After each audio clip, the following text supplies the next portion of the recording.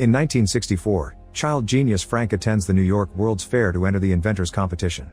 Judge Nix is actually pretty impressed by Frank's prototype jetpack, but he quickly changes his mind when Frank confesses the jetpack doesn't actually work well. Nix's assistant Athena likes Frank, but Nix still doesn't allow him to enter the contest until the jetpack actually works. Frank leaves utterly heartbroken and can't help thinking about all the times his own dad told him he was just wasting his time. Suddenly he's approached by Athena, who gives him an orange lapel pin with a blue T and asks him to follow her and Nix without being noticed. Nix and his group going on a popular attraction and the line is quite long, so Frank sneaks through the side and jumps into an empty boat. In the middle of the ride, a laser detects Frank's pin and opens a trapdoor that takes the boat down a dark corridor. A futuristic-looking wagon appears and Frank is happy to enter it, but as soon as he steps in, metal blinds block all doors and windows, and the wagon begins shaking like crazy.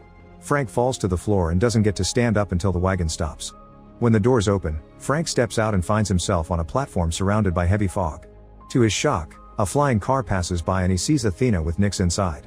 Frank tries to go after them, but giant robots appear in front of him and try to stop him. The kid runs around the platform trying to dodge the robotic arms and accidentally falls on the platform below, causing his jetpack to break. A friendly robot appears and grabs the jetpack to fix it before giving it back to Frank. At that moment, a group of guards arrive to capture Frank, so he steps back and falls once again.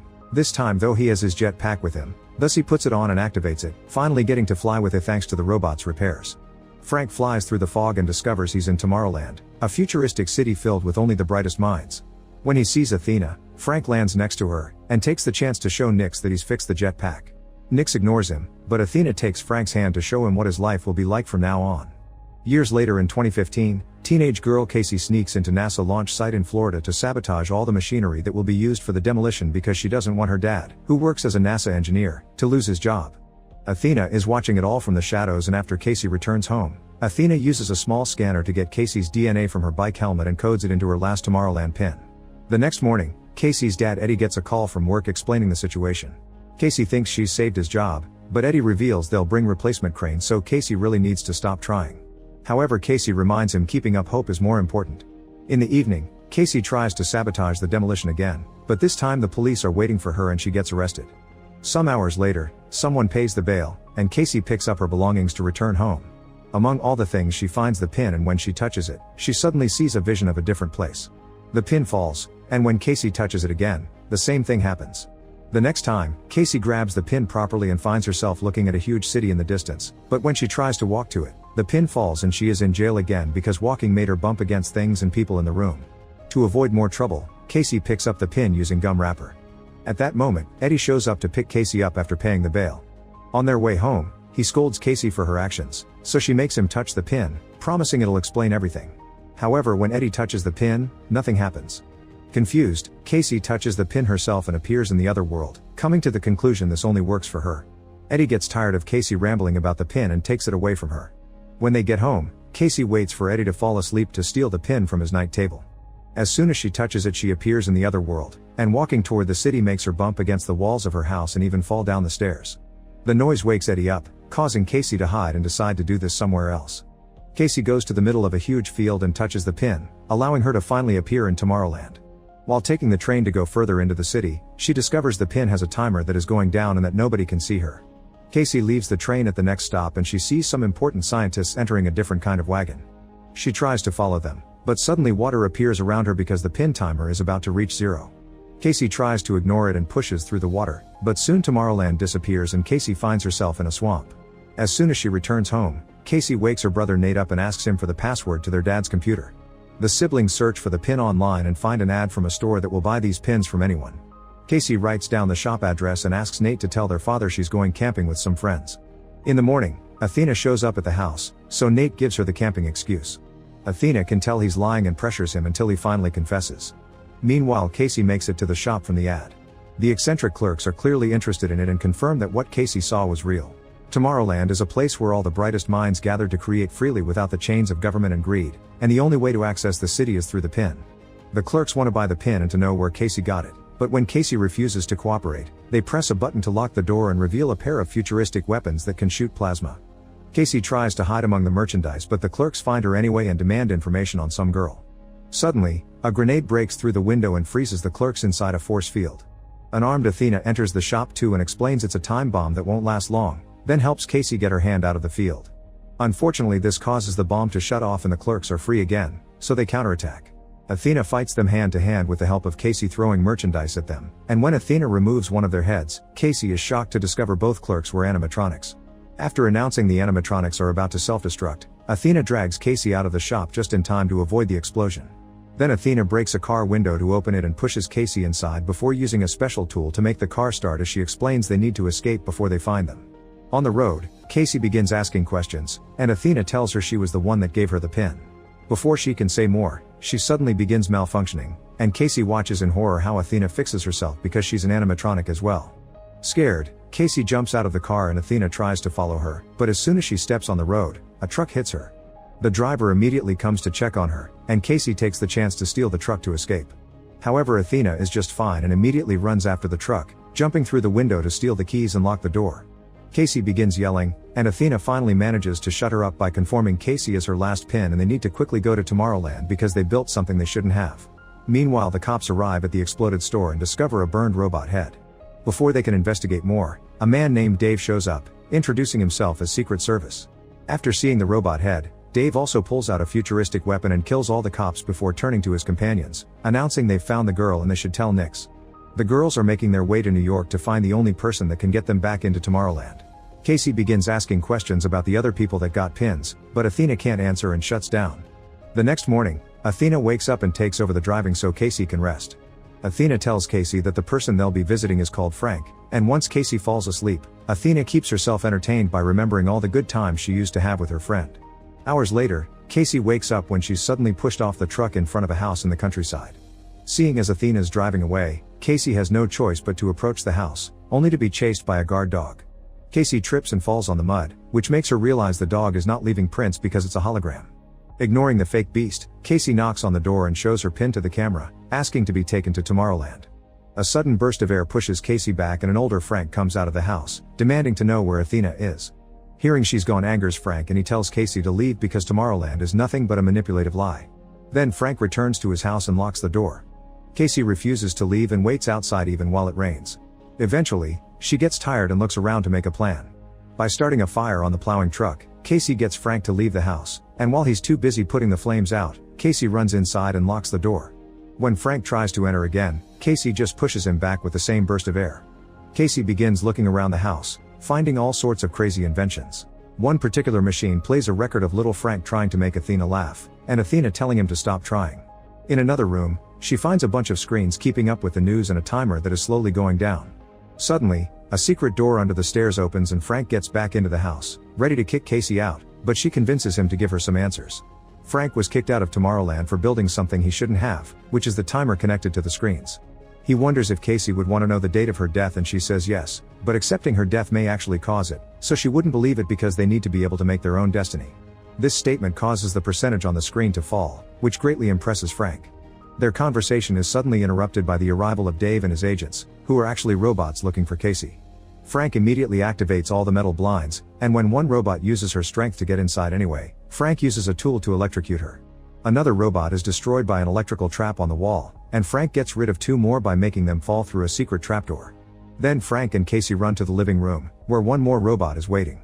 Frank fights it hand to hand, and Casey helps him win by grabbing a special portal machine and sticking the robot inside. The duo makes their way upstairs, where more robots fall into the different traps around the house, until Dave catches up to them and holds Frank at gunpoint. Luckily, Casey finds a bat and uses it to beat Dave to a pulp. Frank then drags Casey into the bathroom and they jump into the tub, which Frank activates to transform it into a capsule.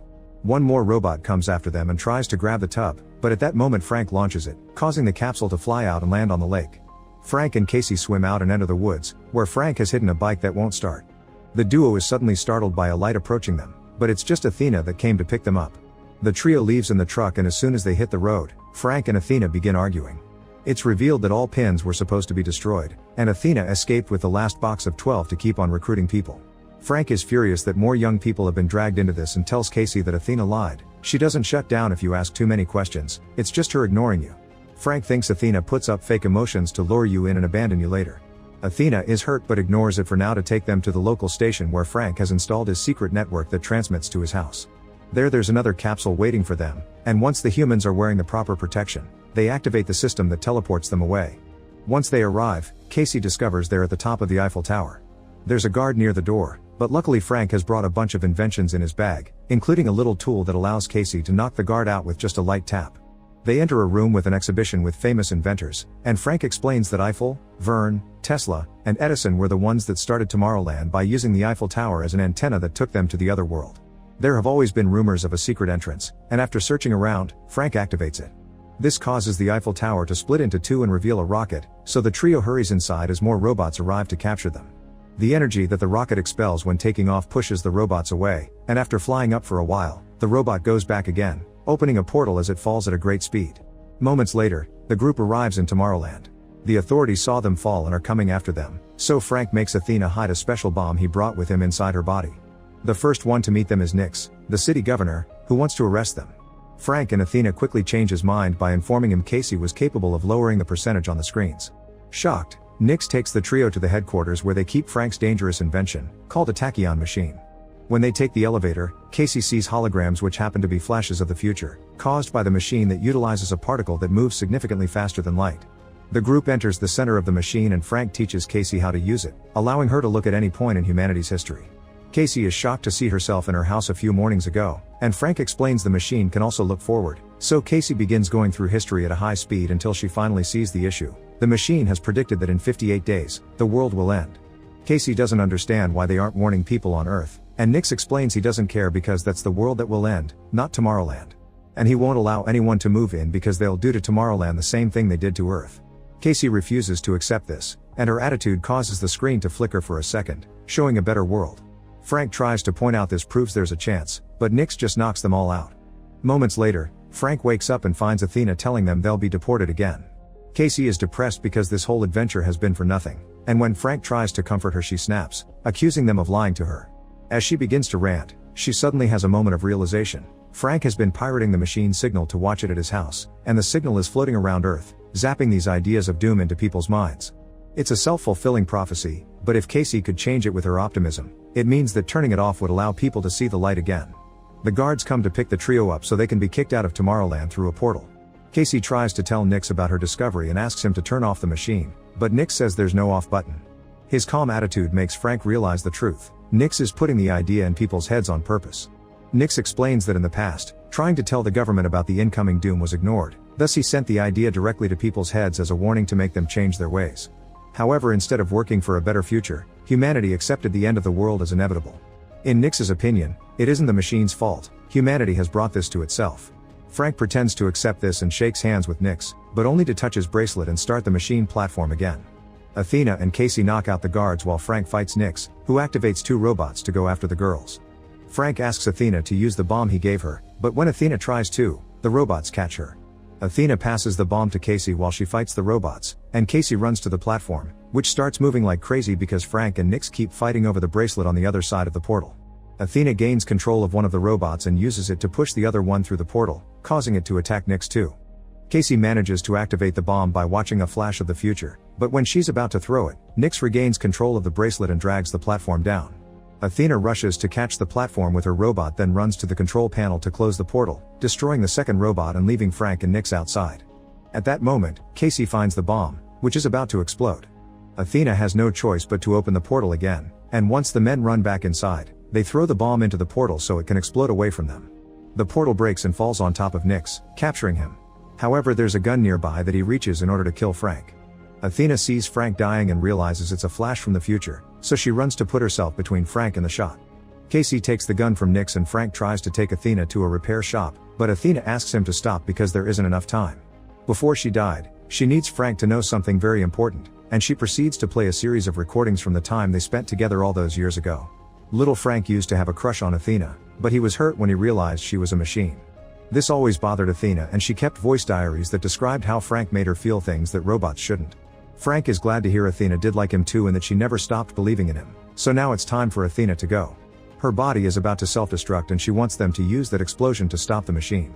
Frank uses a jetpack to fly Athena up, and after they say their goodbyes, Athena is dropped inside the machine. The whole structure explodes and the debris falls on Nix, killing him. Tomorrowland loses its power and Frank tries to keep control of the jetpack to at least land safely in the river. Casey rushes to check on him and as they begin talking about what to do next, a bunch of flashes from the future gives them an idea. First, Frank fixes the portal so Casey can reunite with her family. Then together they begin working on restarting the pin program, for which they build a bunch of robots like Athena. These robots use a portal to travel all over the world and leave pins for the bright minds that may help them make a better future for Earth. Make sure to subscribe and turn on notifications so you can watch more videos like this. Thanks for watching.